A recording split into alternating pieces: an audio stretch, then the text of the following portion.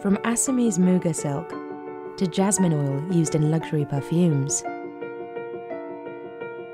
and from aromatic sandalwood to real saffron that costs over $10,000 per kilogram. We travelled the length of the subcontinent to uncover the stories behind some of the most expensive products made in India. Our first stop is Amritsar, where a factory makes the only chess sets used in the World Chess Championship. With every shaving and small incision, master artisans turn these trunks of wood into 32 hand-carved chess pieces. You can pick up a plastic set for $20, but a wooden set certified for the World Chess Championship costs $500. Much of the value of a high-quality set comes down to how well just one piece is made. The knight. There are less than 10 people who are trusted to carve the knights for the official World Chess Championship sets. So how are these chessmen made? And why are they so expensive?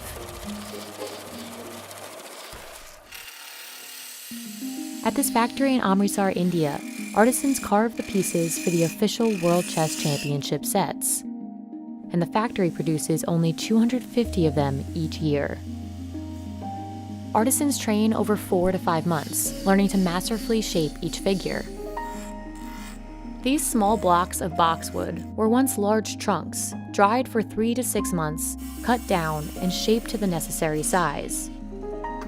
Each block is attached to a lathe, which turns the block rapidly before artisans begin to carve. Artisans use particular steel tools, called cutters, designed to make the proper cuts and overall shape of a chessman. Once the cutter makes contact, it immediately changes the wood, and any slight misstep could ruin the final shape of the piece. No piece is more difficult to produce than the knight. While other pieces are carved in just a few minutes, a single knight takes 2 hours to produce. Less than 10 people are trained to craft knights for these championship sets. Sir ये घोड़ा बनाने ਨੂੰ 10 ਸਾਲ ਹੋ ਗਏ sir ये बड़ी मेहनत से काम सिखाया ਜਾਂਦਾ 5-6 ਸਾਲ ਹੋ ਗਏ ਕੰਮ ਸਿੱਖਣ ਦਾ ਟਾਈਮ ਲੱਗਾ Compare that to the 4 to 5 months it takes an artisan to learn how to carve the other chess pieces. But unlike these other chessmen, the knight isn't an abstract representation of a medieval figure. It's designed to look like a realistic horse head. It's the most detailed of all the pieces. Each carving is intentional, from the hair on a knight's tail to the curve of its neck. ਇਹਦਾ ਚੀਜ਼ ਗਲਾ ਬਣਾਉਣ ਵਾਸਤੇ ਪੂਰੀ ਗਲਾਈ ਕਰਨ ਵਾਸਤੇ ਵੀ time ਲੱਗਦਾ ਇਹ ਵਾਲੀ ਸਾਈਡਾਂ ਇਹਨਾਂ ਤੇ ਵੀ ਟਾਈਮ ਲੱਗਦਾ The quality of the final piece largely depends on the skill of the artisan. A top quality knight must be completely symmetrical. ਪੇ ਪੂਰਾ ਰੇਗਮਾਲ ਵੀ ਬਿਲਕੁਲ ਠੀਕ ਲਾਇਆ ਕੰਨ ਵੀ ਬਰਾਬਰ ਹੈਗੇ ਆ ਨਾਸਾਂ ਵੀ ਠੀਕ ਹੈਗੀਆਂ ਵਾ ਇਹ ਚੀਜ਼ ਵੀ ਬਿਲਕੁਲ ਬਰਾਬਰ ਹੈਗੀ ਹੈ ਇਹਨਾਂ ਦੇ ਚਲੋ ਇਹ ਆ ਇਹ ਬਰਾਬਰ ਦੇ ਜਾਨੀ ਕਿ ਇੱਕ ਨਾ ਇੱਕ ਕੂੜਾ ਹਰ ਇੱਕ ਚੀਜ਼ ਮਿਲਦੀ ਪਈ ਹੈ ਜਿੰਨਾ ਜਾਨੀ ਕਿ ਦੇਖ ਲਿਓ But it's just as important that all 4 knights in the set look totally uniform. Otherwise, the set altogether won't be nearly as valuable. According to the House of Staunton, a large manufacturer of chess sets, a set of finely carved knights can represent up to 50% of the total cost of the chessman. The other chessmen have specific height and width requirements, designed by architect Daniel Whale. The king must be the tallest, at 95 millimeters, and have a base that's 39 millimeters wide, the largest of them all. The pieces have defining characteristics, like the king's crown or the refined jewel at the top of the queen's coronet. These distinct features require more time and effort for the carver. The king's crown in a championship set should have 8 small cuts and be slightly rounded along the edges. Compare this king to the king of a regular set, which has a much simpler, straight-edge design. Pieces with even simpler designs than that, like a rook, take these artisans 7 times longer to produce compared to regular chess sets. If the chessman is like of a championship set, then we are only able to make 25 to 30 kings in a day. because it's a very special design. If we are talking about making chessmen for tournament players which are used in vast quantities, then a carver is even able to make 200 to 250 chess kings in a day. But the design of these chess pieces isn't solely aesthetic. It can actually affect the outcome of a game. Each piece must be the correct height, the king being the tallest, followed by the queen, bishop, knight, rook, and pawn. The detailed features are also essential, by lowering the chances a player will make a mistake. If you see in medieval ages, the chessmen were not really in a good form. The chessmen were round, some of them were spiral, the knights were not even carved in the shape of a knight. In this form you can see the kings properly, the knight very distinguished, the bishop has a mitre cut, the queen's is very sharp. So you can easily distinguish between all the 6 pieces. This is known as the Staunton design, the only style allowed in international competition today. Pieces used in the championship match have an electronic coil, making it possible to track and broadcast each player's move. A full set with this tracking component costs about $700 more. The weight of each piece, along with the felt bottom, are 2 more significant factors that affect the game. Both make the chessmen easier to use, effectively upping their value. If the pieces are properly weighted, then they do not fall while you are moving the pieces on the boards, and also it gives a very nice and a special feel to a chessman. Some chessmen must be dyed black and dried for 10 days. All of the pieces are buffed and polished 3 times before they're assessed for quality. Chess has been played for over 1,000 years, with some form of the game first appearing in India around the 6th century. Over the past 2 centuries, high-level competitions have drawn international interest in the game. Today, tournaments continue to keep the game popular, as do displays of these competitions in the media. The release of the limited series The Queen's Gambit on Netflix sent sales of chess sets skyrocketing in November 2020. And although this demand is a positive for the industry, it also poses a challenge to chess producers like Aditya. It is very difficult to find good quality skilled carvers for manufacturing chessmen. And even after 4 to 5 months, 6 months, we don't know if the carver would be good enough to carve a nice chessmen. So nobody wants to spend so much of time and realize that he was not able to carve the desired quality of chessmen. Without enough experienced carvers, these sets could become more difficult to produce. And it's fair to expect that $500 sets like these, and similarly hand-carved ones, could get even pricier in the future. This is one of the most expensive woods in the world, but it's really one portion of a sandalwood log that makes it so valuable. To get to it, these men tirelessly chop away the lighter outer layer of sapwood, until they're left with this. The dark inner core that makes a kilogram of Indian sandalwood costs $200 today. This is where sandalwood's unique fragrance comes from, and when it's distilled, it's used in all kinds of products, from bath soaps to luxury brand perfumes. So what makes sandalwood's aroma so special?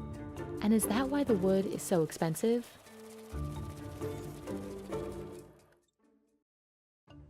Native to South India, Santalum album, or Indian sandalwood, was used for hundreds of years before becoming a go-to scent for expensive perfumes.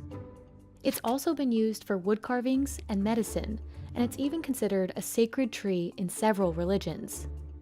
Once distilled, sandalwood's sweet, woodsy aroma retains its scent for decades. This is the crude oil portion. This we take separately and it is weighed and it is handed over to stores department. After harvesting, the forestry department sells sandalwood at auction to factories like this one in Mysore. This is Judge Pokal class of sandalwood we have received from Marayur in Kerala. This we are going to process in next week. Hollow heartwood logs are classified as Judge Pokal, one of the 18 classes of Indian sandalwood. Factories can purchase pure heartwood like Judge Pokal or raw sandalwood logs. But if they buy the raw wood, they'll need to break down each log themselves. Although a machine helps split sandalwood into more manageable pieces, stripping the logs down to their heartwood core requires the effort of several employees. It is totally manual process and a very skilled process. In a physically demanding process, these men chop each log to remove the sapwood, the non-fragrant portion of sandalwood. You can see the brown portion. This is heartwood. The outer portion is called sapwood and the exterior portion is bark. Pure heartwood is the most valuable class of sandalwood. In some trees, pure heartwood is easier to extract because it forms in one circle at the center. In other trees, the heartwood mixes together with sapwood, which impacts the final value of the oil. This brown portion is heartwood and this white portion is sapwood. So it is mix of both heartwood and sapwood. That's why it is called mixed wood. So it is a little bit inferior quality as regard to sandalwood oil contents. After employees have gathered all they can, a machine breaks down the strips of wood into chips. Employees do a sift through these chips to grab any leftover pieces of usable heartwood. Then a separate machine turns those chips into powder. Now, distillation can begin. The process is long, and it starts with injecting steam into distillation stills. After the oil is extracted, all that's left are these giant mounds of powder. But even with most of the oil gone, some of the scent still lingers. Rather than going to waste, it's used to make incense sticks and dupe, a common form of incense in India used during religious rituals. During the final stages, workers separate the oil from water and purify it until they're left with a totally clean tank of sandalwood oil. It takes Mahadeva's team about a week to distill 1 metric ton of oil. Tanks of the purified oil are sent to a lab in Bengaluru. Here, researchers test each batch for quality. They smell samples of the oil to confirm the aroma is consistent across batches. Sandalwood's unique and long-lasting scent makes it compatible with a wide range of other fragrances, which is why it's an ideal base for perfume. So sandalwood oil is a woody compound. It is a base compound. It lingers around more than 24 hours. It is not like that orange oil or jasmine like. After the oil is tested, it heads to another factory where it will be used to make soap for Karnataka Soap and Detergents Limited, or KSDL. Okay, this is the final finished oil. This is the color of the oil, that finished product, perfume, what we are using for Mysore sandal soap fragrance. KSDL is one of the biggest producers of sandalwood oil products globally. Although its primary focus is soap, the company sells bottles of just sandalwood oil too. One 10-gram bottle of sandalwood oil costs 5,500 rupees, or about $74. It is very expensive. For the common people like me and you cannot afford to pay 3,000 rupees for 5 grams of sandal oil. In every auction, there used to be increase in the price of sandalwood, maybe by 10%, 20% increase compared to previous prices. So when the sandalwood price increases, definitely oil prices will also be increased. Compared to 2017, a kilogram of Indian sandalwood oil can cost double today. And demand isn't slowing down, with the market expected to reach over $165 million by 2027. Out of roughly 10 sandalwood species, Indian sandalwood and Australian sandalwood have the largest commercial value. The difference is, the Indian species has higher levels of alpha and beta santalol, the components in sandalwood responsible for its lasting scent and believed health benefits. India used to dominate the market for sandalwood oil and oil-based products. But in recent years, Australia, which grows both the Indian and Australian sandalwood species, has gained significant ground in the market. Although this might look like a lot of sandalwood, India is actually facing a supply shortage. In fact, the supply is so limited that this sandalwood distillery only operated for about 4 months in 2021. And up until 2002, it was illegal for private growers to plant sandalwood trees in the southern states of Karnataka, Tamil Nadu, and Kerala. With only a small amount of government-sanctioned replanting alongside the overharvesting, India's supply suffered. And since 2018, the species has been considered vulnerable, one level above endangered. Another factor that limits supply and increases the price is inherent to the way the tree grows. Older trees tend to yield more oil, which makes them preferable for oil production. Growers will typically wait around 20 years for a tree to mature. This waiting period doesn't only limit the quantity of sandalwood, it also puts the trees at risk. It's not the seasonal crop.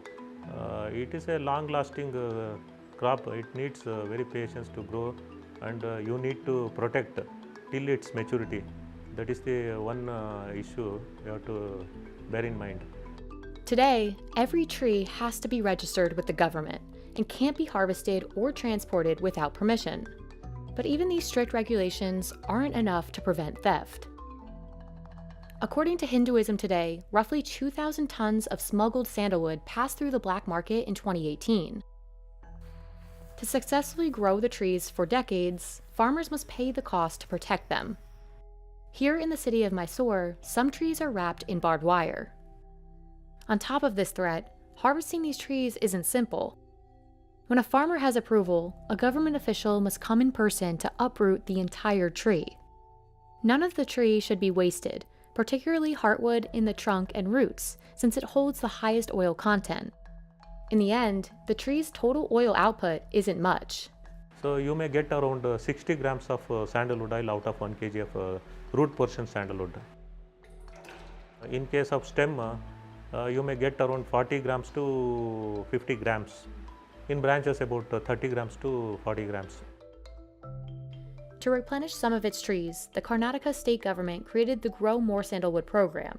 Around 360 farmers are enrolled with our Grow More Sandal project, and we are encouraging farmers to grow more and more sandalwood, and after minimum 14 years of age, we can buy back.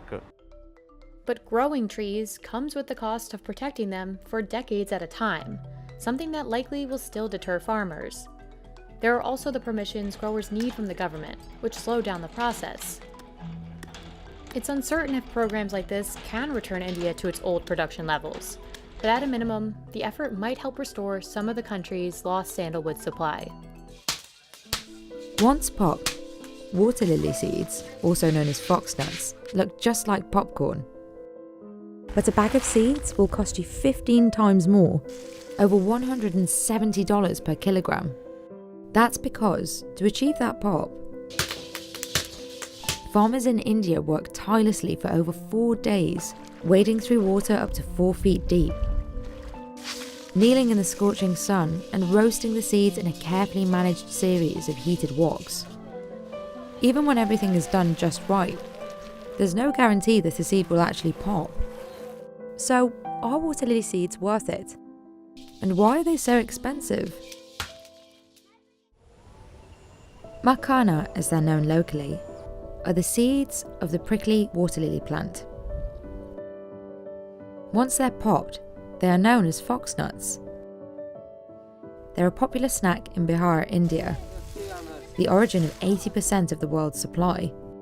Best quality makhana आपको एक तो उसका स्वाद हल्का मीठापन रहेगा, और जो low quality है उसका टेस्ट आप कह सकते हैं एक सॉल्टी हो जाता है, नमक जैसा हो जाता है, जो खराब मखाना हो जाता है, चूँकि उसका कलर ही चेंज हो जाता है, उसमें वो वाइट रहता है, ये हल्का ब्राउन पे आ जाता है.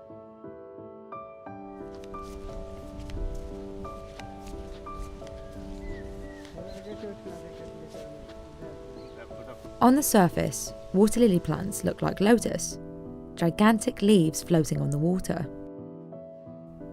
But the differences reveal themselves upon a closer look. Each plant is covered in thorns. These barbs pose the main danger to workers harvesting the seeds. हम लोग का कोई दिक्कत थोड़ा दिक्कत होता है इसमें, ये बात है, कांटा चूस जाते हैं, दिक्कत है, क्या करेगा गरीब लोग, जो कमाएगा नहीं तो खाएगा कहाँ से. Lakshmi has been harvesting water lily seeds for 35 years. He belongs to the Mullah community, which has farmed and processed foxnuts for generations. हाथ से उठाते हैं, देखो कितना है, 1 2 3 4 5 6 हो गया, इसमें सब में कांटा है. 1 2 3 4 5 इसमें 5 फल है कर गया हाथ में चुभ गया हाथ में चुभता है Harvesting is hard work. The seeds are at the bottom of the pond, and the water is not clear enough to see and avoid the thorns, so Lakshmi uses a stick to move the plants aside. Each plant can yield anywhere from 70 to 125 seeds. They need heavy rains in the spring to start bearing fruits, which contain seeds. When summer comes, the fruits start to rot and release the seeds. तो वो गलने के बाद तो पहले पानी के ऊपर तैरता है और तैरने के बाद जब वो धूप का टेम्परेचर से सड़ता है वो तो नीचे सतह पे जाता है, मिट्टी में पकड़ लेता है वो मखाना का बीज। और जब वहाँ वो 1 महीना रहता है मिट्टी के संपर्क में, तब जाके पूरी तरह से वो मखाना तैयार होता है निकालने के लिए कीचड़ से। But not all seeds are fit for harvesting. Some are deformed or unripe, and Lakshmi can't harvest them today. ये भाटिया के लिए अभी तैयार नहीं हुआ है, पकेगा, छिलका गलेगा, काला होगा, बैठेगा जमीन पर। At the same time, ripe seeds can't stay too long in the pond, otherwise they won't pop and will sell for less. Workers feel the seeds with their hands coming to the surface and direct them towards a special type of basket called a garja, which they use to clean the seeds and separate them from the mud. ये अपने भागेगा, ये मिट्टी को तोड़ेगा, और मेहनत की चीज़ है। ये मखान का बीज है ये। Despite their best efforts, collecting all the seeds in the pond is impossible. Water lily seeds are small and dense, meaning some seeds will sink to the bottom of the pond, where farmers can easily overlook them. Lakshmi and the other 4 workers start their day at 6 a.m. and end at 4 p.m. In this time frame, they harvest an average of 100 kilograms of seeds per day.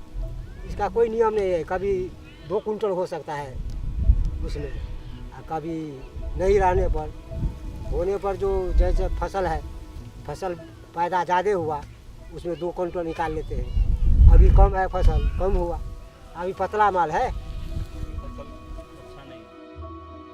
A successful harvest has a lot to do with the weather. This has a direct impact on the size of the water lily flower, and in turn, the quality of its fruit and seeds. पौधा बोला, पौधा में एक लाल लाल होता है, इतना बड़ा डंडी, उसमें जैसा कमल जानते हैं कमल, उसमें वो कमजोरी क्या हुआ, इसमें धूप आया, गर्मी आया, इस बात तो पहले हम आप लोग को बोले, इसमें गर्मी से ये ऐसा हो गया, इतना फूलना चाहिए, जैसे कमल को फूल होता है, इतना फैलना चाहिए, वो उसके धूप लग गया, खत्म हो गया, ये फूल खत्म हो गया। Water lily seeds are harvested in 2 waves each season. The second harvest is even harder because there are fewer seeds in the pond and workers have to search for the seeds that have been left behind in the mud. While the first time around a pond can yield up to 150 kilograms of seeds, there could only be around 10 kilograms during the second harvest. Once out of the water, workers stomp on the freshly collected seeds to remove the outer skin. Then, they place the seeds back into the basket and take them back to the water to clean. All of today's harvest is then weighed. This moment will determine how much Lakshmi and the other 4 workers are paid. They usually receive 31 cents per kilogram in the first harvest, and 62 cents per kilogram in the second, as the work is much harder. Today is the first harvest. They collected 50 kilograms of seeds. अभी इसमें कम फसल है, थोड़ा हुआ है, 50 kilo हो गया, 4 जंग कितना हुआ, 12.5 किलो हुआ, 12.5 किलो कीमत कितना, 312 रुपया हुआ।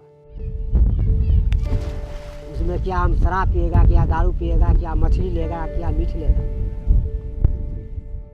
When the seeds are freshly harvested, they are worth 22 times less than popped seeds.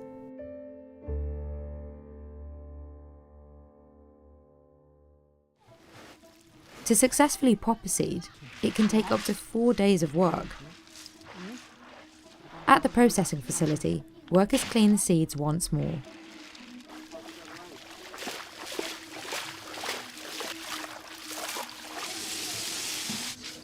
The next step is to sun-dry the seeds to remove all of their water content. गीला सा रहता है, अब तो खाने के बाद जो है ना गुड़िया पाउडर की तरह हो जाता है पाउडर। अभी कच्चा गुड़िया फोड़िएगा तो उसमें गीला रहता है अंदर में, गीला सलाबा नहीं बनता है। The amount and quality of sunlight the seeds receive is crucial in determining whether they will pop or not. अगर हम मान लीजिए 2 घंटा हम सुखाते हैं, 2 घंटा में हमारा पूरी तरह से जो मखाना का अंदर जो स्टार्च है उसमें पानी जो सुखाते हैं 2 घंटा में, वो 2 घंटा सामान्य रूप से धूप मिलना चाहिए। After 2 hours, the seeds are sorted and graded by size. Bigger seeds need more time under the sun, while smaller seeds will rot if exposed to too much sun. ये हैं जो ये अभी कच्चे हैं, इसीलिए चाल को इसको सुखा रहे हैं। To know when the small seeds are ready to be taken out, workers can either bite into them or roast them. और उसका ये स्टार्च देखा जाता है कि पूरी तरह से दाब के देखा जाता है फोड़ के, कि वो बिल्कुल जैसे बिखरे नहीं, एक दूसरे में चिपका हुआ रहना चाहिए। वही टेस्ट करते हैं, मेन टेक्निक उसमें वही है।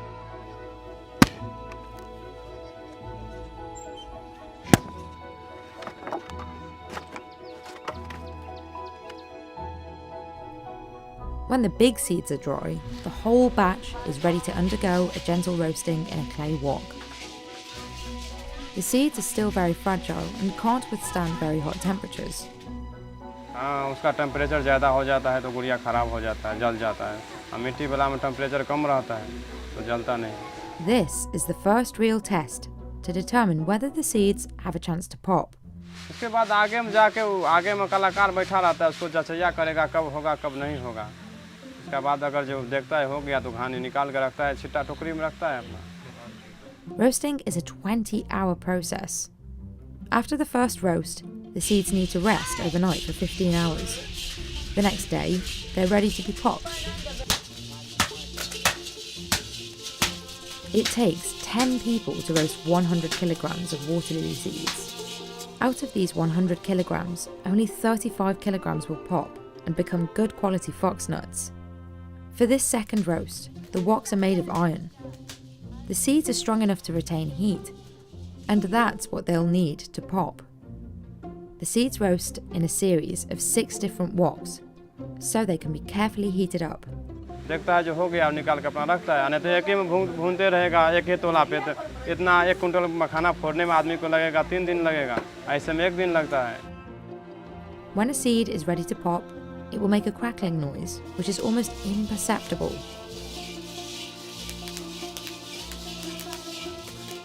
वो केवल वो जो आगे में जो बैठा रहता है वही जानता है, क्योंकि उसमें गुड़िया निकाल के चेक करता रहता है सेकंड भर में। और क्योंकि इसमें जो है हाथ का इस्तेमाल रहता है, हम लोग को जैसे मान लीजिए हाथ का इस्तेमाल है, किसी गुड़िया में ऐसा होता है कम ताकत लगता है, किसी में ज़्यादा लगता है, तो इसीलिए जो आदमी का कलाकारी मानिए ना, आज जैसे आप लोग को दे दीजिएगा तो आपसे होगा नहीं। To pop the seeds, workers use a paddle called a thapi. But even with the right technique, some seeds will just not pop. अगर हम उसमें 100 ग्राम सीड है हमारा उसमें, तो उसमें 10 से 15% उसमें नुकसान हो जाता है। क्योंकि 10 सीड जो हम लोग हाथ में लेके फोड़ते हैं तो 10 का 10 लावा बनता नहीं, 10 पे चोट नहीं लगता है। वो टाइमिंग 4-5 सीड 2-3 सीड ऐसा होता है हर बार में, 100 ग्राम लगभग 8 से 9 राउंड में ख़त्म हो जाता है। हमारा 15 से 20 सीड उसमें नुकसान हो जाता है, उछल के भाग जाता है बाहर, वो मखाना नहीं बन पाता है लावा। Once the seeds have been popped, they are cleaned and processed by size again in this machine.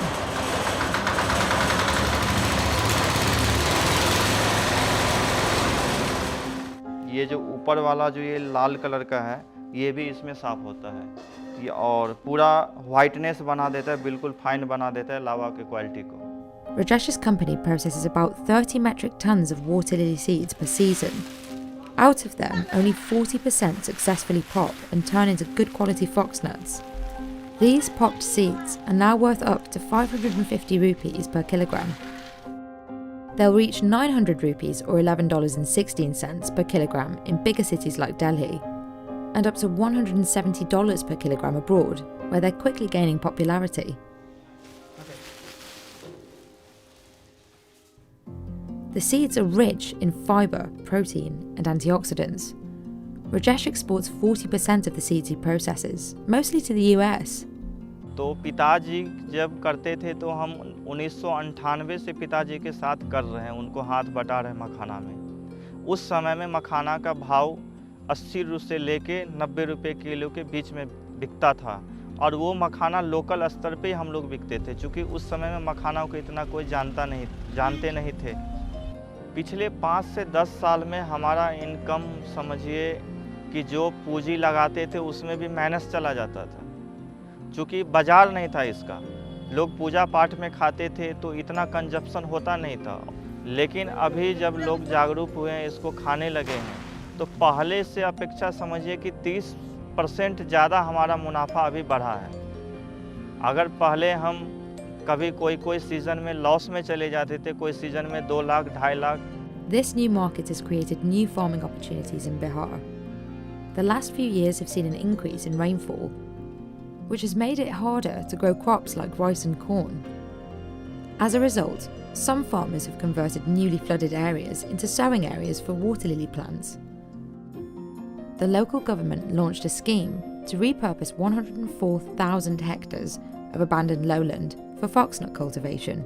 Today, 60% of water lily seed farming takes place in flooded lowlands, as opposed to the ponds and wetlands where the practice originated. And as the habitat of the water lily plant changes, so does the flavour of their popped foxnuts. पहले जो होता था तालाब में होता था, गहरा पानी में होता था, तो उस समय का जो टेस्ट था और अभी जो खेत में हो रहे, दोनों में टेस्ट में अंतर है। उस समय का जो स्टार्च था वो थोड़ा मोटा रहता था, मोटा मतलब कि सीड बड़ा होता था, तो लावा का साइज़ भी बड़ा होता था। उस टाइप का अभी ये समस्या आ रही है, वो है खेत में करने से कम पानी के कारण वो समस्या आती है। अगर ज़्यादा पानी अभी भी करें हम 4 फीट पानी में, तो वो समस्या नहीं आएगी और टेस्ट में भी कोई चेंजअप नहीं आएगा। To make muga silk, laborers must unwind a muga caterpillar's cocoon into a single long seamless thread. And to make just one sari, about 1,000 cocoons need to be unraveled.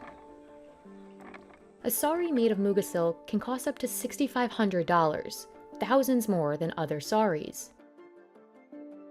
But the caterpillars needed to make the cocoons, also called muga seeds, might be in danger of disappearing. And without them, farmers can't produce muga silk at all. So why is muga silk so expensive? And what's hurting the caterpillars needed to make it?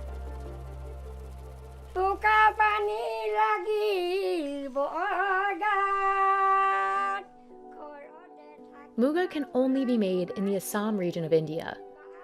It's so central to the culture here that there's even a traditional song about the golden thread. Muga silk is unique because of its naturally lustrous gold color. It can last up to 100 years, and it's said to offer protection by absorbing 85% of harmful UV rays. But these properties also make it more expensive, and the labor and expenses required to make muga silk bump the price even further. Farmers has to collect the seed cocoons with a very high price from different parts of the northeast Assam. This is because of the unavailability of muga seeds, number one. And number two, a huge number of manual labor has to be put in for conducting the rearing of muga. পখিলা ফুটুৱাই খৰি পৰা সূৰ্য উদয় হোৱাৰ পৰা সূৰ্য অস্ত যোৱালৈকে তেওঁলোকে এই কৃষি কাৰ্যত নিমজ্জিত থাকে। They pick a male and female moth to mate and tie the female to the korika, a stick with a hook made of thatch grass or twine. This is where the female will lay its eggs. Rearers then transfer the korika to a sam tree, the host plant for muga worms. Here, tiny ash-colored larvae known as chai muga hatch and begin to feed on the leaves. But the larvae are vulnerable at this stage, so farmers need to keep a watchful eye to ensure they can form the cocoons needed to make muga silk. They shoot clay pellets into the fields to keep potential predators at bay and protect the larvae. After 1 or 2 months, they can collect the mature caterpillars. And the mature caterpillars are collected by the farmers at night, and they put the mature caterpillars into some jalis for cocooning. Here, the caterpillars rest and weave their cocoons for 3 days, until they fully empty the silk glands and enter pupation. Not all cocoons are used for silk. Some are stored in the sakori pera, a bamboo box for keeping cocoons and moths so farmers can continue breeding muga worms. The hatched cocoons are used for rougher fabrics, such as winter clothes and blankets. But the most expensive muga fabrics come from unhatched cocoons. That's because the silk in these cocoons isn't torn and can be unraveled into a continuous thread. Besides being limited in which cocoons they can use, weavers also need a lot of them. For weavers who buy cocoons, this doesn't come cheap. তেতিয়াহ'লে আমাৰ শিপিনীসকলৰ সম্পূৰ্ণ লোকচান হোৱা নাই জানো 15 চনত যেটো আজি 21 চনতো এই এখন কাপোৰৰ দাম একেটাই হৈ আছে কিন্তু যেটো মুগাৰ আমি কঠিয়াটো কিনিছো কিন্তু সেই দামটো 50% বাঢ়িব To produce 1 kilogram of muga yarn, Monica needs 5,000 cocoons, which is enough for about 5 saris. And that 1 kilogram could take her a week, because to make the yarn, she needs to reel the golden thread, a process that demands special care. Traditionally, the Assamese add dried banana peel or paddy thatch ash to the mixture, which degums the cocoon and gives the thread a better sheen. And when it comes to muga, the shinier the silk, the more valuable it will be. 2 people then use a pangoi to carefully reel the long muga silk threads in a continuous motion. Reelers gently pull from several cocoons and join the thin strings together to make one thicker thread. They must make sure each thread has a consistent thickness, or the yarn won't be as valuable. Finally, the reelers load the muga silk yarn onto bamboo looms, where Assamese women weave it into the desired fabric. Some of the most intricate saris made from regular silk can cost $250 in India, but the same design on a muga silk fabric can kick the price up into the thousands.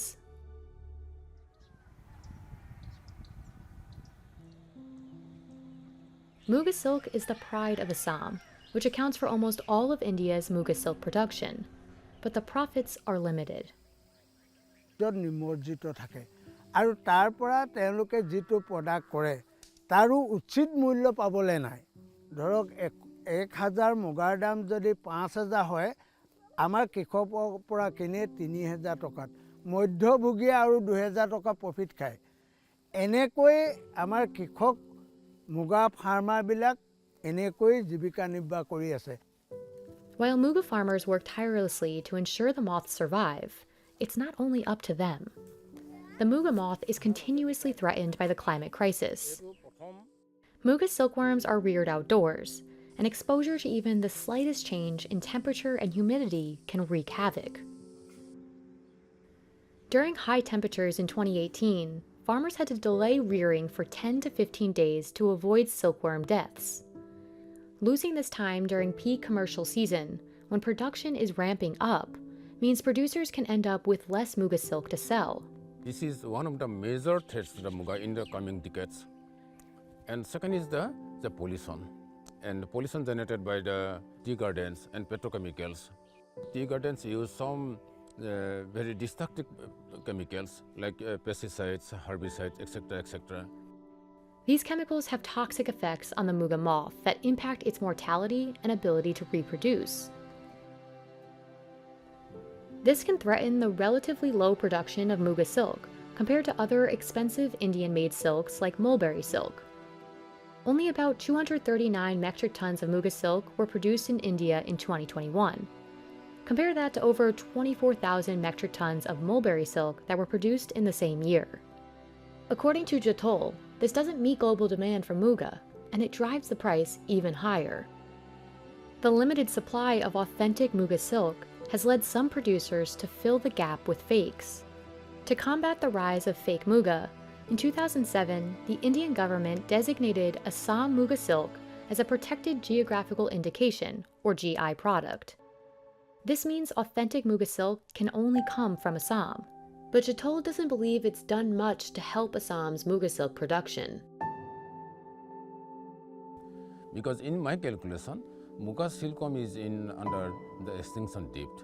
All the habitat area, the muga silkworm, the host plant sector, will be lost, totally lost in 2046. That's why Jatol and other muga farmers are relying on environmental conservation efforts, now and in the future, to ensure the survival of this millennia-old fabric. Right now, these jasmine buds don't smell like anything. But once they bloom, producers in India process their coveted aroma into one of the priciest oils in the world. Just 1 kilogram of jasmine oil can cost over $5,000. It's a key ingredient in luxury perfumes.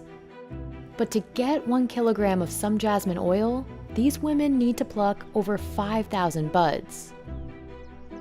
So what does jasmine smell like? And why is the oil so expensive? For hundreds of years, jasmine has been used in India to make garlands and headpieces for special occasions. Its scent is sweet, fruity, and floral, blending well with other fragrances.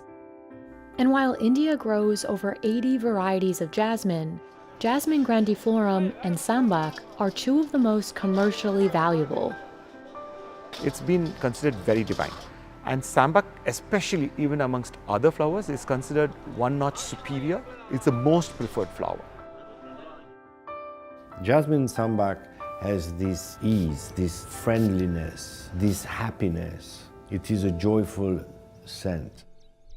Jasmine Sambac thrives in Madurai, the jasmine capital of India. Like any flower, jasmine produces a strong scent only after it blooms. But local sellers don't want jasmine flowers, they want the buds. That's because once the flower blooms, the scent only lasts a few days. The buds last longer, so they're easier to transport, whether it be for garlands or oil extraction. Raja runs a jasmine oil company. But before Raja can produce the oil, he'll need to wait for the day's harvest. Jasmine is a night-blooming flower. To maximize the harvest and ensure the buds make it to the markets in time, harvesters head to the fields early. Rati is one of a handful of women tasked with plucking the buds. It's not as simple as grabbing each bud she sees. Only the right bud blooms that day. Otherwise, it's not going to bloom. So if it doesn't bloom, no fragrance. Deciphering which buds to harvest requires a keen eye, one that Rati has trained over the last 10 years in these fields.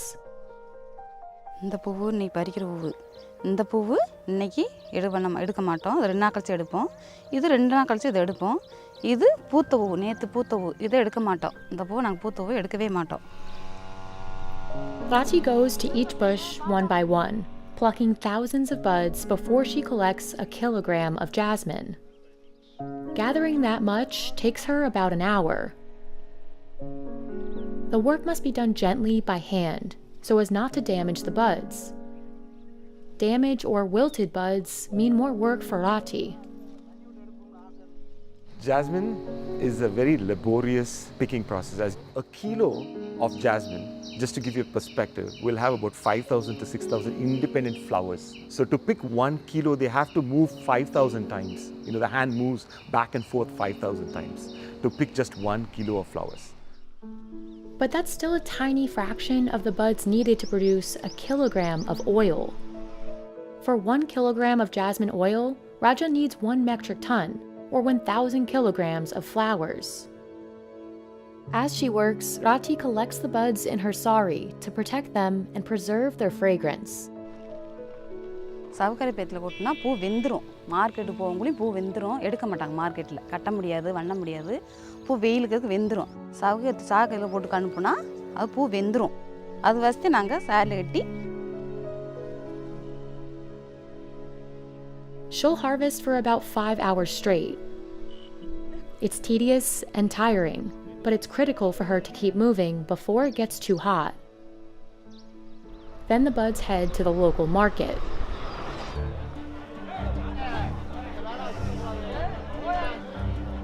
இங்கே வந்து நிலக்கோட்டையில் மல்லி தரம்பாக்கம் வந்திருக்கோம். Quality பார்த்து எடுத்து America அனுப்பிச்சிட்டு போயிட்டே இருக்கோம். Murugan is used to the market's chaotic energy. He's been sourcing jasmine for oil production for 18 years.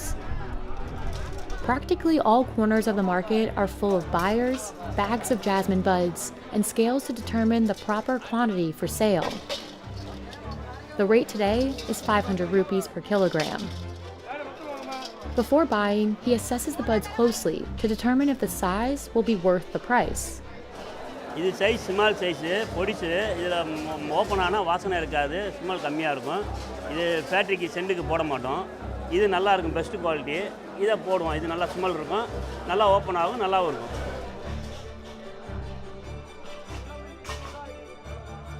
When the sun has set, Raja's employees begin unloading bags full of jasmine buds back at the factory.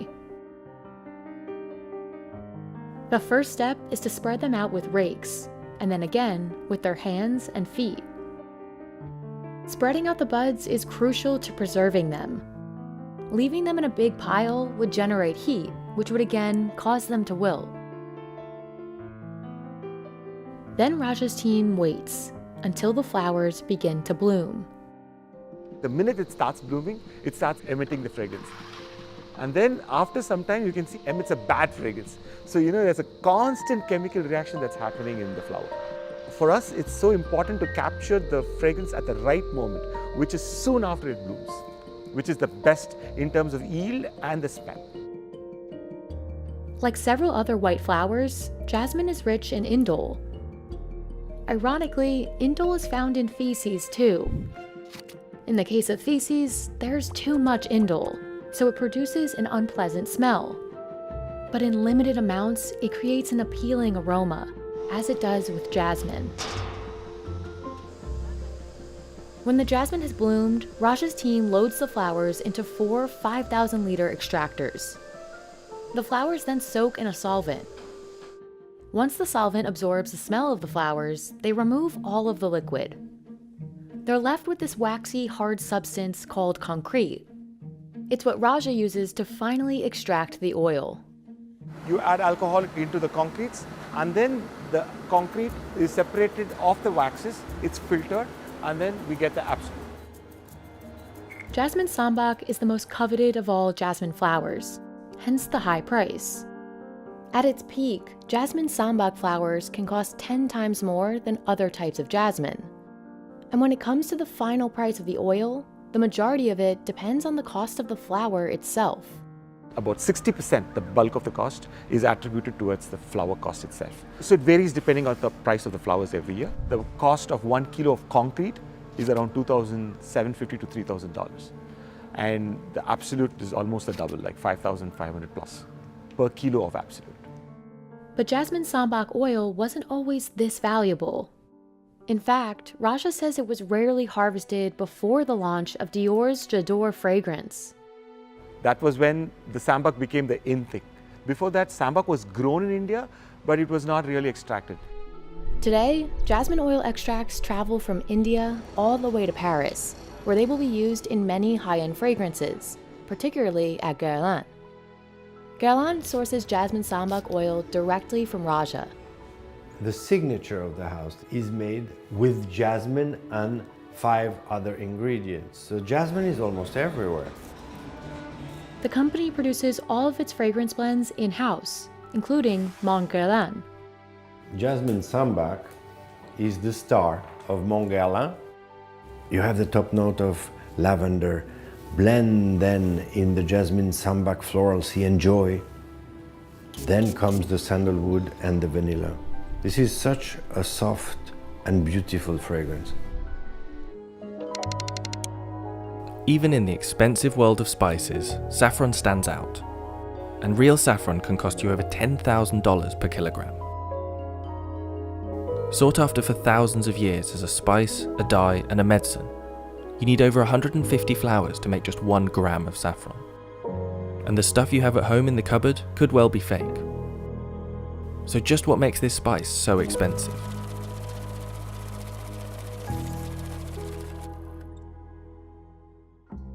Saffron is the red stigma of the Crocus sativus. Each crocus has 3 small stigmas that have to be picked carefully by hand. This minuscule harvest means that the amount you get from each flower is roughly 0.006 grams. No machine can do the delicate work required to harvest these thin threads, and it can take 40 hours of hard manual labour to produce just 1 kilogram of high quality saffron. Growing the plants isn't exactly easy either. They're actually called corms, but they're like a bulb, basically, like a flower bulb. So the more flowers per bulb you can get, and the bigger the flowers, really, and that all depends on how you look after it, how you grow it, the climate. So, for example, if it rains just before harvest, we get bigger flowers. If it's very dry just before harvest, the flowers are smaller. So you look after the crop during the year by hand, and you pick the flowers by hand, and you process the flowers by hand. Once the crop starts flowering, harvesters have to work fast to make sure they can pick it all in time. Almost all of the saffron planted can flower within 1 week of the year, and to maintain the quality, the flowers are best picked first thing in the morning. Quality is key when growing such a precise crop, and the taste of the saffron depends on the rainfall, temperature, and soil. Kashmir is famed for producing some of the highest quality saffron in the world. तो ये जो पूरे कश्मीर वादी में जो है ये red soil जो है ज़्यादातर यही पाई जाती है, और ये जो है ये सैफरान की रेड सॉइल जो है ये एक कुदरती तौर से एक फर्टिलाइज्ड लैंड होती है। जैसे कि अभी हम जा रहे हैं किसी और इलाके में, वहाँ की जो लैंड उस पर काफ़ी ज़्यादा मेहनत करनी पड़ती है, राइट। उसमें जो है कंपोजिशन या कुछ ऐसे डालने पड़ते हैं, लेकिन ये जो रेड सॉइल है इसमें ये एक अंदरूनी मजबूत होती है, क्योंकि इसको अल्लाह ताला ने कुदरत की तरफ से, और ये जो है ये काफ़ी फेमस है in all over the world. And that small strand of saffron that you harvest as a result of all of this work? Well, to get the highest grades, you might need to throw half of it away. The most expensive, highest grade saffron is generally made up of just the very tips of the stigma. In Iran, where over 90% of the world's saffron is produced, there are 4 grades. The lowest grade is the bunch. That's the entire strand that's pulled from the flower, from the dark red tips to the yellow base. In higher grades, the yellow strand is removed, leaving only a long strand of pure red. That means a kilo of saffron could be made up of 450,000 strands. And to get that many strands, you need 150,000 flowers. And those flowers take up a lot of growing space. Cumin, for example, can yield 600 kilos per acre. Nutmeg gets you around 350 kilograms in the same space. Use that land for saffron instead, and you get a 1.8 kilogram harvest. Despite the incredible amount of work and space this crop takes up, demand for the spice is increasing, and over 200 metric tons of saffron threads are harvested worldwide each year. That's the result of about 30 billion flowers. Demand for the threads is so high that many adulterate or produce fake saffron. Threads that look real at first glance could actually be made of corn silks, coconut fibres, or even horsehair. Synthetic colourings are also used to dye the lower grade stigmas and sell them as high grade saffron. In late 2019, a fake saffron crime ring was uncovered in the UK, which led to a 2-year international investigation. And back in 2010, Spain exported 190,000 kilos of saffron, worth $50 million, but the country's total production amounted to only 1,500 kilos. At the time, a local farmers' union reported that up to 90% of Spanish saffron exports were fraudulent. The industry has attempted to crack down on these fake and mislabeled products, but the problem still persists, and the market for fake saffron is closing many real saffron farmers down. So what does real saffron actually taste like? I've been asked that one by a lot of people over the years. It's so difficult to describe, which is, I think, part of its fascination for people and why it ended up, as an expensive product, because it just adds something. It's a bittersweet flavour, it's an earthy flavour. Trying to replicate it's very difficult, and people have tried to do that, I know. While saffron is just as popular as ever, it's been sought after throughout history. In Greek mythology, Zeus sometimes slept on a bed of saffron, and Cleopatra was said to bathe in saffron and milk, using the dyeing properties of the spice as an ancient fake tan. Every culture seems to have its own myth about the spice's powers, and in the 14th century, saffron's popularity skyrocketed across Europe when it was thought to be a possible cure for the plague. But there's a recent looming problem for saffron and its price: climate change. In Kashmir, production has dropped significantly, and many farmers are selling their land instead. We had very few rains in the last, I think, 4 or 5 years. The temperature and the climate has completely changed in Kashmir. When I was a kid, when we used to go to the saffron farms to pick up the saffron, it would at least take us 2 days to pick up the saffron from the same fields, which nowadays you could just pick up in half an hour. I'm very emotional about the saffron, because this is a cultural identity of Kashmir and especially the people of Pampur. But the thing is that the production is declining, and the lands are being sold, the houses are being built on the saffron lands. It really disheartens me. Between 2017 and 18, saffron production in the region fell almost 70%, from 16.5 metric tons down to 5.2. And with continuing droughts and climate change, this harvest could become even more rare. Bhavish Chaudhary and his mother Shushila continuously churn these bilonas for up to an hour. If they stop for even a second, this batch of ghee will be ruined. Bilona ghee is clarified butter that's hand-churned using a certain type of wooden beater called a bilona, and made from the milk of South Asian cow breeds. In general, ghee is more expensive than traditional butter, and in India, ghee made this way can cost over 3 times as much as factory-made ghee. But there are plenty willing to pay the price. जो घी की importance है वो ऐसी है कि एक कहावत है कि घी खाओ चाहे कर्ज लेकर खाओ. So why has this ghee risen to the top? And why is it so expensive? Ghee is a staple of South Asian cooking. It's commonly eaten on chapati, lentils, rice and more. अगर घी नहीं खाएंगे तो अपनी दादी नानी अपने को फटकार लगाएगी. Because of the clarification process, ghee's flavour is nuttier and more concentrated than butter. But aside from taste, there are practical reasons to choose ghee over butter. Without any milk solids, ghee can be stored for a longer time without spoiling. Plus, it has a higher smoke point than butter, which means it's better suited for cooking at high temperatures. Making this nutty, nutritious ghee requires time, specialised equipment, and happy cows.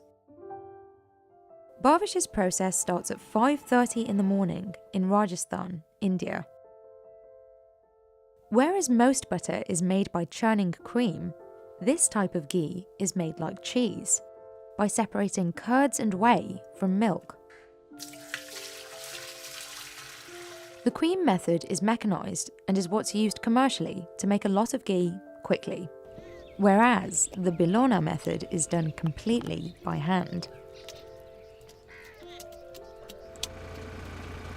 On Bhavish's farm, he and his team need 30 hours to produce just 1 kilogram of ghee. Good ghee requires a good pot, which Bhavish must select with his ears. According to Bhavish, a good pot rings like a bell, while a low-quality one has invisible flaws that make it sound flat. जैसे मैं इसको ऐसे बजाऊंगा तो देखो ये उतने ज़्यादा अच्छे से नहीं बज रहा. जैसे मैं इसको ऐसे बजाऊंगा तो देखो ये उतने ज़्यादा अच्छे से नहीं बज रहा, क्योंकि इसमें इसकी जो क्वालिटी और बनावट जो है उसकी उतनी ज़्यादा मजबूत है नहीं इसमें. The perfect pot is important because the entire process, from raw milk to ghee, takes place inside it. After heating the milk from morning to night, and then letting it cool until the next day. He adds a starter to the milk to jumpstart the curdling process. अमन लगाने के लिए हम थोड़ा सा खट्टा दही या थोड़ी सी खट्टी छाछ काम में लेते हैं। तो उस टाइम पे दूध का टेम्परेचर अप्रोक्स 45 डिग्री सेल्सियस होना चाहिए। उस सही तापमान पे ही दूध का दही जमेगा और रात भर के लिए हम उन मटकों को ढककर छोड़ देते हैं। The ghee is left to culture. Fermenting the milk in this way allows the ghee to develop complex flavors not commonly found in other types of butter. ये देखिए सुबह का टाइम है और अभी जो अपना दही है एकदम परफेक्ट जमकर तैयार हो रखा है। अब इसमें थोड़ा सा हम गर्म पानी डाल के इसका बिलोना करेंगे। Using rope and a post for stability, Bhavish and Shushila twist the bilona back and forth to agitate the curd. इसमें लंबा प्रोसेस रहता है, थोड़ा सा पेशेंस रखना पड़ता है। The bilona method goes back thousands of years, and the tools haven't changed much. It only takes around 2 hours to make a bilona by hand from shisham wood, but you have to be in the right place to buy one. Bhavish sources new bilonas from elders in the village. को उनको knowledge होता बनाने का, क्योंकि लकड़ी को जब अपन घुमाते हैं तो वो लकड़ी भी एकदम सीधी होनी चाहिए। अगर उसमें बैंड होगा तो वो अच्छे से नहीं घूमेगी और नीचे जब उसके 4 पंखुड़ियाँ होती हैं तो चारों का भी बैलेंस होना चाहिए। While the bilona is in use, the wood absorbs oil from the ghee. This helps to preserve the tool and extend its life. जो बिलोना लकड़ी हम काम में ले रहे हैं ये तो मेरे बचपन से भी पहले की है। It takes about an hour of continuous churning to separate the butter from the buttermilk. और उसके बाद में अपने को ठंडा पानी डालना पड़ता है लास्ट में और फिर अपना जो मक्खन है वो पूरा अच्छी तरह से ऊपर तैरने लगता है। The result of all that churning is this, makhan, or cultured butter. To turn it into ghee, Bhavish heats it up again. Boiling the butter clarifies it, which means the liquid is separate from the milk solids. The longer he cooks the ghee, the nuttier the aroma and deeper its golden colour. The sweet spot is usually around 1 to 2 hours. What's left in the pot is bilona ghee, ready to be shipped out and eaten. But only after a blessing from Shushila. लस्सी को ऐसे नमस्कार करते हैं सूर्य से कि हे भगवान हमें लस्सी दी है, ऐसे हमें लस्सी सभी को दे, अच्छा घी दे, अच्छा दूध लस्सी दे। Bhavish and his family have made ghee for generations, but in 2020 he took his business online. In 2022, the global ghee market peaked at $49.2 billion. Some estimates expect that number to hit $73.5 billion by 2028. And demand for a product like Bhavish's continues to grow as well, even when it can cost around 3 times as much as the industrial version. That's because his ghee comes from these indigenous cows. All of these cows are South Asian breeds, popularly known as Desi cows. A Desi cow produces about 10 to 12 litres of milk a day. That's half as much as industrial cows, and nothing can happen if a calf isn't around. But Bhavish says the quality of their milk makes up for the lower yield. देसी गाय का जो दूध रहता है वो काफ़ी गाढ़ा रहता है, उसमें फैट कंटेंट ज़्यादा रहता है और जो खाने में जो मिठास आती है वो ज़्यादा मिलती है। It takes over 20 litres of milk to make just 1 litre of ghee. So when demand is high, Bhavish buys milk from other farmers in the village to keep up. Ghee made using Bhavish's methods from the milk of indigenous cows is often marketed as A2 Desi ghee. A2 refers to a specific type of protein found in milk, beta-casein. While milk from Western dairy cows contains both A1 and A2 beta-casein, milk from Desi cows only contains the A2 protein. In researching what this difference means, a 2016 study found that A2 milk was easier for people with lactose intolerance to digest. वो बोलते हैं ना कि कुछ चीज़ें science से भी परे होती हैं, For many of Bhavish's customers, the difference between A1 and A2 ghee is an Ayurvedic and religious one. जैसा खाए अन्न वैसा होए मन। तो अगर अपन किसी दुखी गाय का दूध घी खा रहे हैं तो अपन कहीं ना कहीं दुखी फील करेंगे। Bhavish's biggest orders come from cities nationwide, but they are a long way from his remote village. गांव से शहर के लिए डायरेक्ट कोई कोरियर सर्विस मिलना मतलब थोड़ा सा चैलेंजिंग रहता है। But despite the logistical challenges, Bhavish likes the work. उसमें कोई टफ पार्ट नहीं है, उसमें मज़ा आता है। सुबह के टाइम में एक तो अपनी अच्छी खासी एक्सरसाइज हो जाती है, अपना पसीना भी निकल जाता है बॉडी का, और हेल्थ ही बनी रहती है। हेल्थ बनी रहेगी, एक्सरसाइज हो जाएगी, जिम जाने की ज़रूरत नहीं है, और अच्छा घी निकल के आएगा अपने को। Green cardamom is one of the most expensive spices in the world.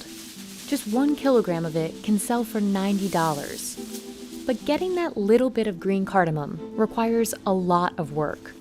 Harvesters need to collect 6 kilograms of these small raw pods by hand to produce just 1 kilogram of the spice. So why is it so hard to grow green cardamom? And is that what makes it so expensive? Known as the queen of spices, cardamom comes from small oval-shaped fruits called pods, which contain several black seeds inside. Those seeds are what give green cardamom its uniquely citrusy, sweet flavor and aroma.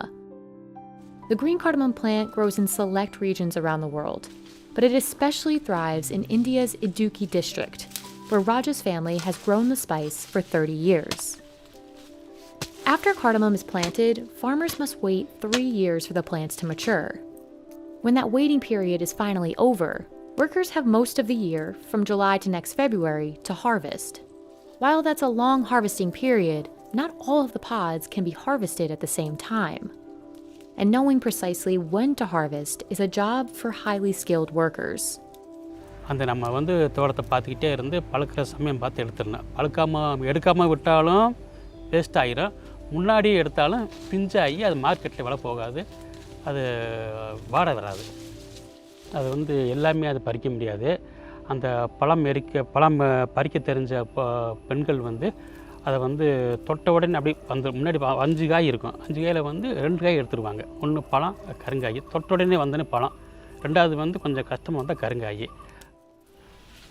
To do the job right, harvesters train for 6 months alongside experienced farmers. This is when they learn to decipher a ripe fruit that can be picked versus a raw pod that is not yet ready to harvest. அந்த காய் எடுத்தோன்னே இப்போ பழம்னு அது வந்து பழுத்து தெரியாது. In the end, the plant doesn't yield much. Farmers harvest a maximum of 10 pods on average from each plant. That number of pods produces only about 1.5 teaspoons of ground cardamom. But harvesting is just the beginning. Only after the pods are dried will they look like the green cardamom sold in stores. You can buy cardamom pods, just the black seeds, or ground cardamom, which are the seeds in powdered form. All of the pods head to a separate location to dry for about 18 hours, within a day or so after harvesting. Any delay will cause the pods to decay and lose flavor. Drying also preserves the spice's green color, a factor that directly impacts how valuable a pod will be and what it will be used for. ஆனால் காய் காற்றோட ஆவியோடு சேர்ந்தது இது வெளியே போயிட்டே இருக்கணும், அப்போ தான் நல்ல கலர் கிடைக்கும். From here, the pods are cleaned and sorted. Workers use their hands to push and separate the smaller, lower quality pods through the holes. Each pod is then graded based on its size, weight, and color. Highly valued pods are bigger, greener, and full of seeds. Out of all the cardamom Raja harvests, the majority won't be worth very much. In fact, only a sixth will qualify as good quality, marketable cardamom. இந்த ஏலக்காய் வந்து first quality 8 வருவட்டுன்னு சொல்லுவாங்க, 8 mm. இது வந்து Exo quality நல்லாயிருக்கும் பார்க்குறதுக்கு. இது வந்து விதைகள் அதிகமாக இருக்கும். இது வந்து 1600 ரூபா இன்னைக்கு cost. Some exported whole grain cardamom pods from other producers can be even costlier. retailing for over 4 times the price at $90 per kilogram. The company's lowest grade costs 900 Indian rupees, or about $12 per kilogram, and can be sold as ground cardamom. Pods with any sign of discoloration or rot aren't marketable and will therefore be rejected. இது பேர் வாவிடுதல்னு சொல்லுவாங்க. இது வந்து அதிகமாக விளைஞ்சி வெடிச்சிறதுனால இது வந்து இந்த மாதிரி ரிசெக்ஷன் ஆகுது. இது வந்து அழுக்கல்லி ஏலக்காய் அழுகி போச்சு, செடியிலே அழுகி போனதுனால இந்த மாதிரி ஏலக்காய் ஒன்று இருக்காது, உள்ள ஒன்று இருக்காது. But this whole process could be totally disrupted by changes in weather. If there's too much rain, the pods will rot. If there's not enough, they'll burn out from the sun. More recently, the world's climate crisis and unpredictable weather in India's Idukki district specifically have hurt supplies of green cardamom. The district makes up at least a sixth of global production and roughly 3/4 of India's green cardamom production. But its supply took a hit in recent years, as harsh weather and rains ruined farmers' crops. This drove up the prices of cardamom in 2019, but didn't necessarily benefit small farmers. In order to make a huge profit, farmers need a large inventory. And when cardamom is sold in small amounts by small farmers, most of the payment is used to cover the cost of production only. Raja spends about 15,000 Indian rupees, or about $200 per acre, just on fertilizer. That's between 10 and 15% of the total profits he'll make off that acre. And those profits often don't cover the total Raja must spend on production. பெரும்பாலும் வந்து நஷ்டம் உண்டாகும். புயல் மழை அடித்து காற்றடிக்கும் போது மரம்லாம் விழுந்து செடியெல்லாம் விழுந்து நஷ்டம் வரும்போது நம்மளுக்கு வந்து கையிலேருந்து பணம் செலவழிச்சதை அந்த செடியை வந்து மறுபடியும் நம்ம ரீப்ளான் பண்ணி அதை உண்டாகணும். நமக்கு நஷ்டம்தான் வரும். இது வந்து நம்ம வந்து கையிலேருந்து பணம் செலவழித்து லேபருக்கு சார்ஜ் மருந்து உரம் கூலி அதிகமாக வரும்போது எல்லாமே நம்மளுக்கு வந்து சாதகமாக காலநிலை ஒத்து வந்தால் தான் நமக்கு வருமானம் எடுக்க முடியும். All this considered, the global cardamom market is expected to grow by about $169 million between 2021 and 2025. This is good for the industry, but could present a challenge for farmers unable to meet demand, as the climate crisis continues to threaten the supply of this coveted spice. In the forests of South India, harvesters climb trees as tall as 50 feet to handpick these clove buds. When exported, less than half a pound of these dried cloves costs $30. That's 10 times as much as some cumin. But as they focus on keeping their balance, harvesters must also be careful not to break the buds. If they do, the value of the clove drops significantly, and that's just where the risk begins. To harvest cloves correctly, workers put their lives on the line. So what makes cloves worth the risks? And why are they so expensive?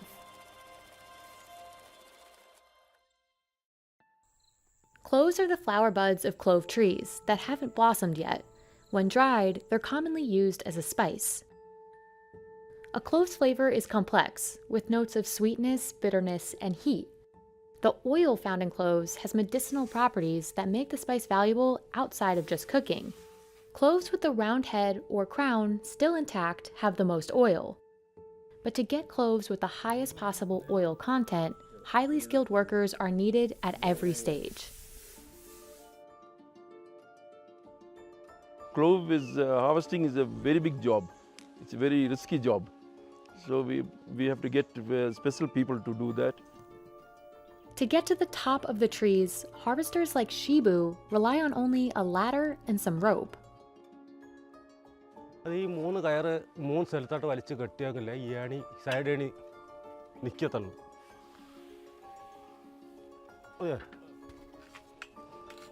He reinforces the bottom of the ladder with mud so it doesn't move as he navigates the tall tree. Shibu ties a sack to his waist and then he starts his climb, working his way from the top of the tree to the bottom.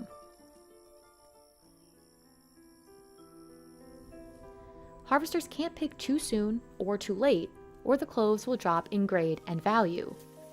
In addition to picking at the exact right time and being careful not to harm the clove bud, they need to be sure not to break the tree branches they climb. Otherwise, the tree will have a lower yield next harvesting season. Navigating all these elements can be extremely dangerous. In Black Rock Estates, harvesting cloves has led to death.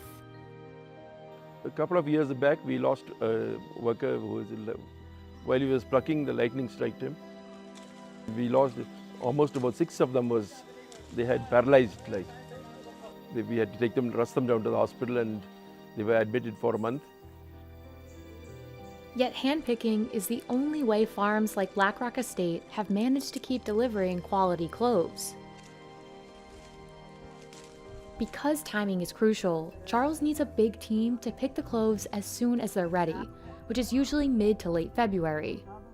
Charles can sell the cloves for their highest price in the first 25 days of the harvesting season. The more he can harvest during this time, the better it is for business. When the clove season is fully on, when we have a very good crop, we get about 300 workers. During peak harvesting season, these workers make around $30 a day on average. Once the clove clusters are picked, harvesters carefully remove the individual buds from the stalks and leaves. They sift and sort each bud according to its size, age, and whether it has a top. It's best if the circular crown of the clove, where it would otherwise flower, is still intact. This improves the spice's taste and aroma. Even though there are machines to help with this process, Charles prefers to pay for it to be done by hand, to lower the risk of clove damage. They have clove breaking and sorting with machinery. But still, the half the cloves is damaged in that. We get broken cloves in that. So it's not very good doing it with the machine. The highest quality cloves were picked at the right time, just before they turned pink or flowered. They're large and plump and still have the crown. Second quality cloves also still have their tops, but they're smaller. They were either picked too early or too late. And the third quality has no crown, with the top having either flowered or broken off. After the sorting, workers leave the cloves out to dry in the sun. High-quality cloves take 3 days to dry under good sunlight. But a quality clove won't always get sold as the highest grade, because official grading doesn't happen until after it's dry. If there's too little or too much sun, the clove's quality drops. Instead of golden brown, it becomes black, and it loses one of its most valuable properties, its oil content. First quality cloves are the most fragrant and have the highest oil content. The headless third quality cloves have the least. And the difference shows in the price. Charles sells his first quality cloves for about $10 a kilogram, and its lowest grade for under $7. Clove oil is mostly made up of the compound eugenol, which is not only responsible for the clove's familiar aroma, but also for its medicinal benefits. Researchers have noted eugenol has antimicrobial, anti-inflammatory, pain-relieving, and antioxidant properties. So the demand for cloves goes beyond their culinary uses. Cloves are so sought after in India that Charles is able to sell more than just the buds. We sell everything, nothing goes to waste. Even the pollen, the dust, everything we sell. That's also because the cloves he grows, Kanyakumari cloves, are known for their high oil content and strong aroma. In fact, these cloves were awarded a GI indication in 2021. Charles says Kanyakumari cloves are the most expensive variety in India. When you go to the market to buy cloves, the clove price will be about 3 times the price what we give.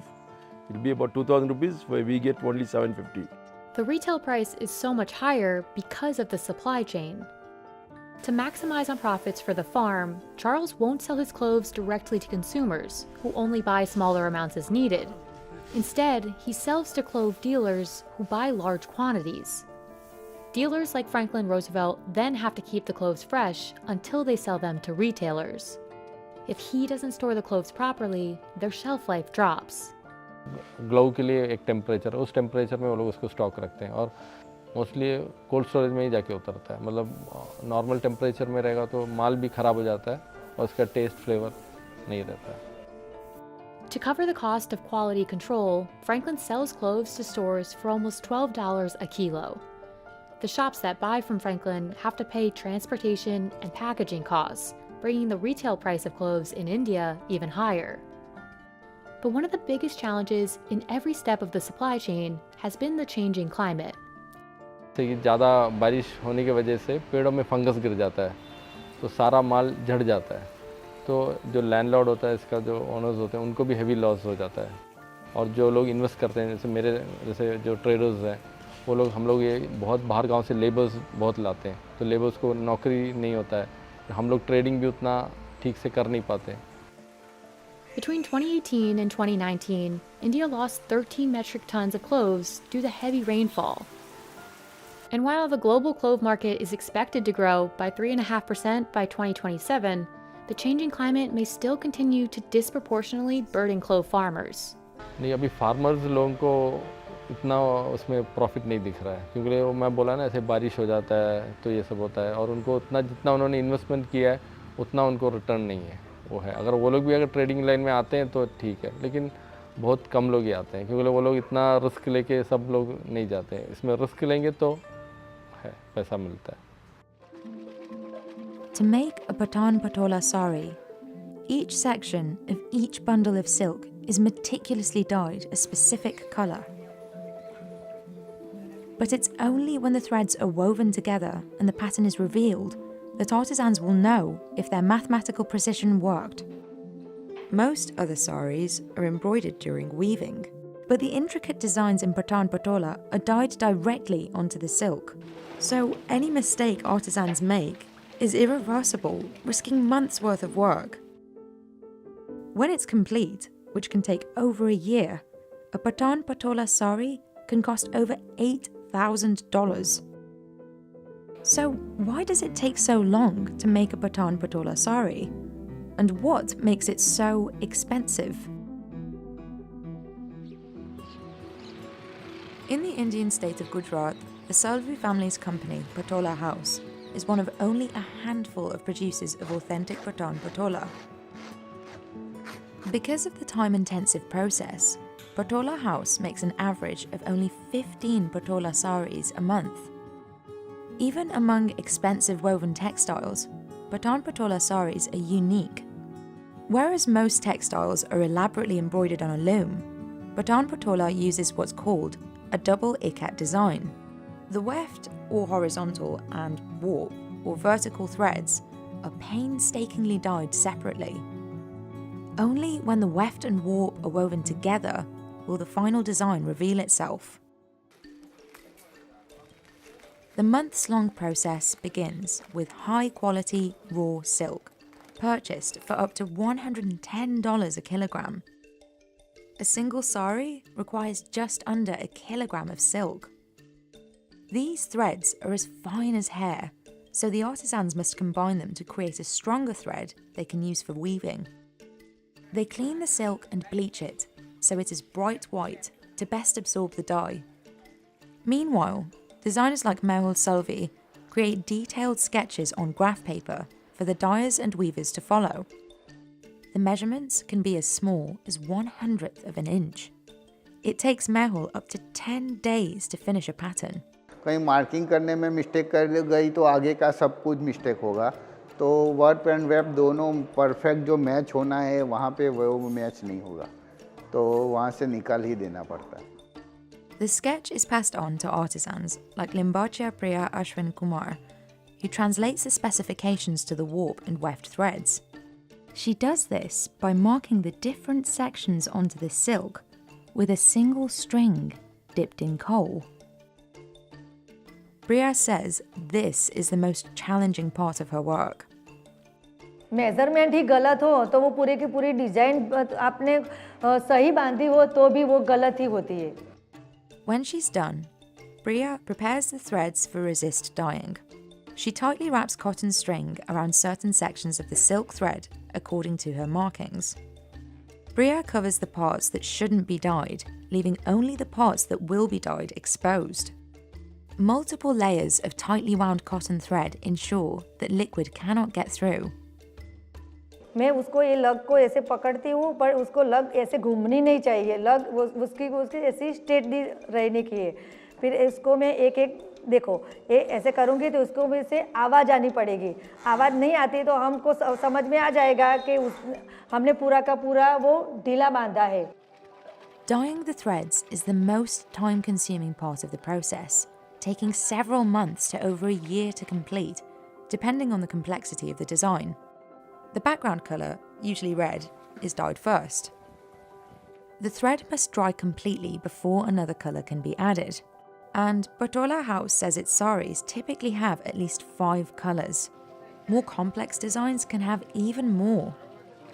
में एक चीज़ क्या है कि जब जो dying करते हैं, जो टाई करते हैं, टाई में क्या है डिज़ाइन के हिसाब से कोई जगह इतनी छोटी छोटी होती है और ये जो बंच रहते हैं वो भी काफ़ी थ्रेड के होते हैं, 300 थ्रेड्स करीबन होते हैं एक बंच के अंदर। तो वो छोटी छोटी जगह में हर एक जगह पे हर एक थ्रेड के अंदर कलर जाना चाहिए, वो एक चैलेंजिंग वाली बात है। The dyed sections are wrapped, while the parts that need to be coloured next are unravelled, and the cycle repeats. उसको काफ़ी बार आपको चेक करना पड़ता है और ग्राफिक्स पेपर से डिज़ाइन के हिसाब से उसको कंप्लीट करना पड़ता है कि ये चीज़ वही है ओपन किया हुआ है जिस पोर्शंस को आपको कलर करना है। हाँ, वो गलत कलर हो गया तो उसको हम कुछ भी नहीं कर पाएंगे क्योंकि ये रियल कलर्स है। एक बार सिल्क पे चढ़ गया तो फिर कभी वो जाएगा नहीं। Once all the colours have been dyed, it can take a team of 5 people 2 days to detangle the knots and prepare the silk for weaving.